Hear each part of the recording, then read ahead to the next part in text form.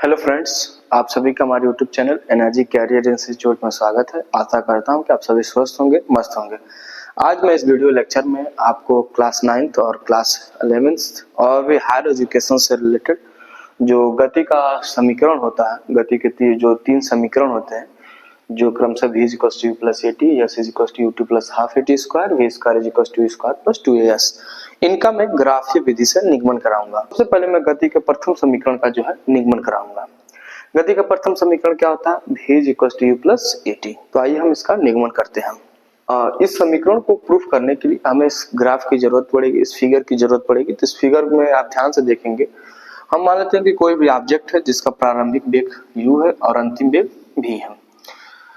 u से v तक इसको अपना वेग कवर करने में उसको t समय लग जाता है, और इसमें जो वेग में परिवर्तन वो क्या है? v - u है। तो हम जब सबसे पहले प्रथम समीकरण का निगमन करते हैं, तो उससे पहले मैं आपको बता दूं कि एक त्वरण नाम की पॉइंट आती है, एक हेडिंग आती है त्वरण। त्वरण क्या होता है कि किसी भी वस्तु के वेग परिवर्तन की दर को हम त्वरण कहते हैं। तो हम उसी का यूज करेंगे।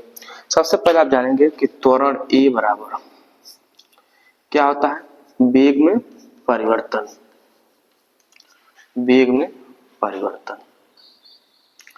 वेग में परिवर्तन बट्टे में समय। हम इसी फार्मूले का यूज करेंगे। त्वरण को हम a से लिखते हैं, a = वेग में परिवर्तन क्या हुआ है हमारा? v - u। तो हम इसका यूज करेंगे v - u, ठीक, बट्टे में समय क्या है हमारा? t है। हम क्रॉस मल्टीप्लिकेशन करा लेंगे। यहाँ पे क्रॉस मल्टीप्लिकेशन कराएंगे तो ये इधर जाएगा, at = v - u। ये माइनस इधर आके क्या हो जाएगा? प्लस हो जाएगा। तो v = हो जाएगा u प्लस में at, जो हमारा क्या है? फर्स्ट इक्वेशन है। ये हमारा जो है फर्स्ट इक्वेशन। तो आशा करता हूँ कि आपको ये समझ में आया होगा। इसके बाद मैं द्वितीय समीकरण यानी कि जो है s = ut + ½ at स्क्वायर का निगमन कराऊंगा। आप इसे एक बार देख लीजिए और इसका स्क्रीनशॉट ले लीजिए। तो आइए अब हम द्वितीय समीकरण का निगमन करते हैं। द्वितीय समीकरण क्या होता है? s = ut + ½ at square. ठीक, सबसे पहले इसका निगमन करने के लिए हमें इस फिगर की जरूरत पड़ेगी। आप इस फिगर को ध्यान से देखिए। कोई ऑब्जेक्ट है जिसका प्रारंभिक वेग u है और t समय बाद उसका वेग v हो जा रहा है। इतने समय में वो इतनी दूरी कवर कर रही है, जो मैंने ऐसा लाइनिंग किया हुआ है, यही दूरी वो कवर कर रही है t समय में, ठीक। और उसके वेग में जो परिवर्तन है वो है v - u। तो हम वस्तु द्वारा जब चली गई दूरी, यानी ये जो फार्मूला है s = ut + ½ at स्क्वायर, इसमें s जो होता है वो वस्तु द्वारा चली गई दूरी होती है। s क्या है? वस्तु द्वारा चली गई दूरी।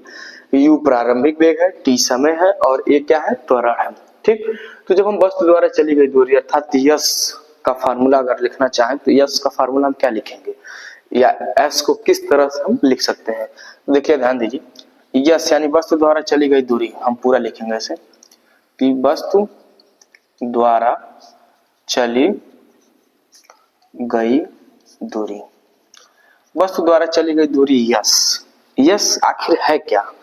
इसी पूरे एरिया को हम यस कह रहे हैं। तो यस को हम लिख सकते हैं कि समलंब चाहे AODB का क्षेत्रफल हम कह सकते हैं। समलंब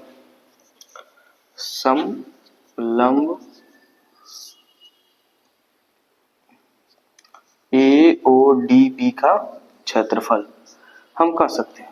AODB है क्या? ध्यान से अगर देखेंगे आप तो AODB जो है वह इस आयत और इस त्रिभुज से मिलकर क्या बना हुआ है। तो हम इसी को लिखेंगे, यहाँ पे लिखेंगे हम ऐसे कि त्रिभुज ABC का क्षेत्रफल प्लस आयत AODC का क्षेत्रफल, ठीक। अब त्रिभुज का क्षेत्रफल क्या होता है? त्रिभुज का जो क्षेत्रफल होता है, क्योंकि संपूर्ण त्रिभुज है, तो संपूर्ण त्रिभुज का जो क्षेत्रफल होता है वह होता है 1/2 गुणे आधार गुणे ऊंचाई। तो लिखेंगे हम 1/2 गुणे आधार गुणे ऊंचाई। अब चूंकि आधार क्या है यहाँ पे, तो हम डायरेक्ट अब लिख रहे हैं आधार इस त्रिभुज का है AC, ठीक, और ऊंचाई क्या है? BC, ठीक, प्लस आयत का क्षेत्रफल क्या होता है? लंबाई गुणे चौड़ाई, लंबाई गुणे चौड़ाई। तो होगा AC गुणे CD, ठीक। अब ध्यान दीजिए, ये होगा 1/2 गुणे AC का मान क्या है, AC आप देखेंगे कि ये जो इस भुजा पर है, आयत के आमने सामने भुजाएं बराबर होती हैं, ये भुजा यदि T है तो ये भी भुजा क्या होगी, T ही होगी, इसको हम लिख दिए T गुणे BC क्या है, ये है BC भुजा, ये है, इसका मान कितना है V माइनस U, तो हम यहाँ पे लिखेंगे V minus U plus AC, फिर AC क्या है T है, तो T गुणे CD क्या है CD हमारा U है, ये भुजा यदि U है ये भी भुजा U ही होगी। ठीक, अब चीज ध्यान दीजिए आप कि जो है भी गति के प्रथम समीकरण भी का फार्मूला क्या होता है, तो गति की प्रथम समीकरण, इसके पहले हमने जो समीकरण प्रूफ कराया उसका फार्मूला होता है v बराबर u प्लस AT, उसका हम यूज करेंगे, v की जगह पर हम क्या रखेंगे u प्लस AT रखेंगे, तो यहाँ पे 1/2 हो जाएगा गुणे में t, और हम v की जगह पर रख दिए u प्लस में AT, और फिर माइनस क्या कर दिए u कर दिए, प्लस फिर यहाँ पे क्या आ जाएगा ut गुणा हो गया, तो अब ध्यान दीजिए u से u क्या हो जाएगा, कैंसिल हो जाएगा, इधर हमारा यस चल रहा है, फिर ध्यान दीजिए फिर यस बराबर क्या होगा, अब इस टी का अंदर गुणा कराइए और 1/2 का भी गुणा कराइए, तो हो जाएगा 1/2 AT स्क्वायर प्लस में UT। अब हमारा समीकरण आ गया है, बस हमको क्या करना है कि इस फॉर्म में लिख देना है, देखिए इसको इधर कर दीजिए और इसको इधर कर दीजिए, तो ये हो जाएगा यस बराबर UT plus half AT square, ये जो है हमारा द्वितीय समीकरण है। तो आशा करता हूं आपको समझ में आया होगा कि इस गति के द्वितीय समीकरण का हमने ग्राफीय विधि से कैसे निगमन किया। ठीक, तो आइए अब हम तृतीय समीकरण का निगमन करते हैं। तृतीय समीकरण हमारा क्या है, v square is equal to u square plus 2as, v क्या है अंतिम वेग है, u क्या है प्रारंभिक वेग है, a त्वरण है, और s क्या है वस्तु द्वारा तय की गई दूरी है। इसका डेरिवेशन जो है हम करने के लिए इस फिगर का यूज करेंगे, इस फिगर को आप द्वितीय समीकरण भी यूज किए हैं, सेम वही फिगर हम तृतीय समीकरण भी यूज करेंगे। इसमें हम क्या करेंगे कि सबसे पहले वस्तु द्वारा चली गई दूरी का फार्मूला यूज करेंगे। तो वस्तु द्वारा चली गई दूरी जैसा कि आप जानते हैं कि यही क्षेत्रफल है वस्तु द्वारा चली गई दूरी, यही क्षेत्रफल है जो वस्तु द्वारा तय किया गया। तो वस्तु द्वारा तय किया गया क्षेत्रफल आखिर है क्या, तो है वो समलंब AODB का क्षेत्रफल, समलंब AODB का क्षेत्रफल। ठीक, अगर हम समलंब का क्षेत्रफल का बात करें तो समलंब का जो क्षेत्रफल होता है वो होता है 1/2 गुणे समांतर भुजाओं का योग, समांतर भुजाओं का योग गुणे बीच की दूरी। ठीक, समांतर भुजाओं का योग गुणे बीच की दूरी, इधर हमारा यस चल रहा है, तो यस बराबर हम लिख सकते हैं 1/2, समांतर भुजा क्या है इस समलंब के, AO है और BD है। ठीक, तो हम लिखेंगे O चाहे AO लिखो, AO प्लस BD गुणे बीच की दूरी, बीच की दूरी क्या है OD है, तो लिख देंगे OD। ठीक, अब यस बराबर 1/2, AO क्या है, AO है हमारा U प्लस BD क्या है V है गुणे OD क्या है T है।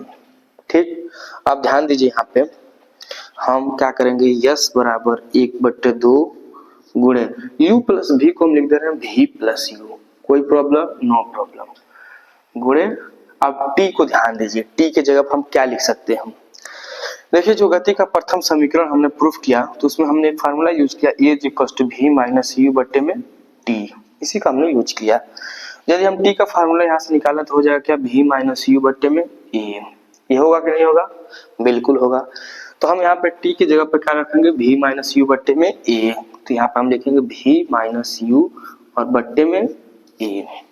ठीक, अब इसके बाद से हम इस A को इधर ट्रांसफर कर देंगे, तो जब हम A को ट्रांसफर करेंगे तो क्या होगा, ध्यान दीजिए ये A जब इधर ट्रांसफर होगा और 2 को भी ट्रांसफर कर दीजिए साथ में, तो ये हो जाएगा 2AS, 2 डिवाइड कर रहा है इधर आकर मल्टीप्लिकेशन करेगा, A डिवाइड कर रहा है इधर आकर मल्टीप्लिकेशन करेगा, इज इक्वल टू एक ब्रैकेट हो जाएगा V प्लस में U और एक ब्रैकेट में V माइनस U। अब आप देख रहे हैं कि एक ब्रैकेट में v प्लस यू जुड़ रहा है और एक ब्रैकेट में v माइनस यू जो है घट रहा है। अब एक फार्मूला आप जानते हैं, फार्मूला क्या होता है, मैं आपको बताने की कोशिश कर रहा हूँ कि एक फार्मूला होता है A square minus B square is equal to A plus B एक ब्रैकेट में ए माइनस बी। इस फार्मूले का हम यूज करेंगे जब ए प्लस बी एक ब्रैकेट में हो और एक ब्रैकेट में ए माइनस बी हो, तो फार्मूला बनता है A square minus B square. ठीक, तो हम उसका यूज करेंगे। तो यहाँ पर होगा 2as is equal to v plus u और u v माइनस यू को हम लिख सकते हैं v स्क्वायर प्लस में माइनस में u स्क्वायर। ये किस फॉर्म में बन गया, a square minus b square के फॉर्म में चेंज हो गया। अब हम v स्क्वायर को ट्रांसफर कर देंगे इधर, ये हो जाएगा 2as plus u square is equal to v square. अब हमारा डेरिवेशन हो गया। अब बस हम इसको सिस्टमेटिक ढंग से ऐसे लिख देंगे v square is equal to u square plus 2as। तो हम इसको सिस्टमेटिक ढंग से लिख दे रहे हैं v square is equal to u square plus 2as। यही हमारा जो है डेरिवेशन है, v square is equal to u square plus 2as। मैं थोड़ा सा v स्क्वायर को और बेहतर ढंग से लिख दे रहा हूँ। तो ये हमारा जो है गति के तृतीय समीकरण का डेरिवेशन हो गया। तो आप देख रहे हैं कि हमने एक ही वीडियो लेक्चर में आपके गति के तीनों समीकरणों का ग्राफी विधि से निगमन करा दिया, जो काफी आसान और बेहतर ढंग से हमने बताने का आपको कोशिश किया है। आशा करता हूं कि आपको तीनों समीकरण जो है अच्छे तरीके से समझ में आ गया। यदि